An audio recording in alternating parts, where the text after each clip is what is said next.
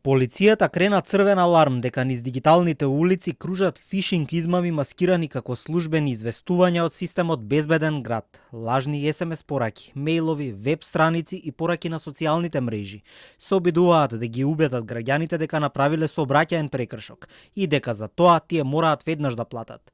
Мамката е линк кој што води директно во стапица, а целта се парите и личните податоци на луѓето. МВР со апел: не кликајте, не плаќајте и не споделувајте ништо, ако пораката изгледа сумнително. Наместо тоа повикуваат да се пријави во полиција, а експертите за сајбер безбедност се на став дека измамниците допрва започнуваат. Она што е опасно во оваа приказна е дека грото од граѓаните едноставно по инерција дека добиле некаква порака ќе кликнат без многу внимание.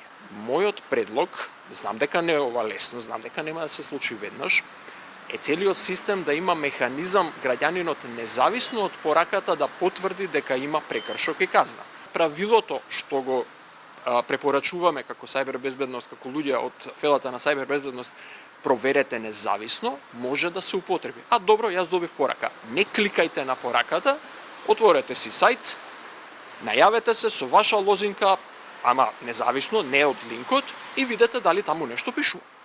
Ако ова не може да се спроведе, тогаш многу ќе помогне контакт центар, каде што ќе можат граѓаните да се обратат и да проверат, додава Спировски. Вчера се појави првиот обид за измама и според луѓето од сајбер безбедноста. Истиот беше прилично неуспешен. Следуваше соопштение на МВР во кое се опишува како треба да изгледа официјалната порака од Safe City.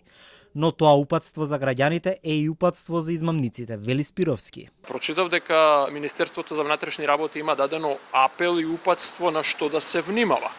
Но јас тука би предупредил дека тоа упатство, да, многу е корисно за нас како граѓани да знаеме на што треба да внимаваме, но за жал истовремено е упатство и за криминалците. Утре истите тие криминалци ќе го лажираат тој формат на порака, како што опишале од МВР дека треба да изгледа. Кампањата е веќе започната и ќе станува се подобра и подобра. Криминалците им е многу едноставно да ја направат следниот пат подобра. Според најавите на надлежните, официјалниот почеток на системот кој регистрира сообраќајни прекршоци е закажан за 1 февруари. Деновиве во тек е пробниот режим за тестирање на камерите за сообраќајни прекршоци. Safe City ќе се прилагодува до 31 јануари, со тоа што ќе се врши тестирање и калибрација на камерите во периодот од 8 до 20 часот.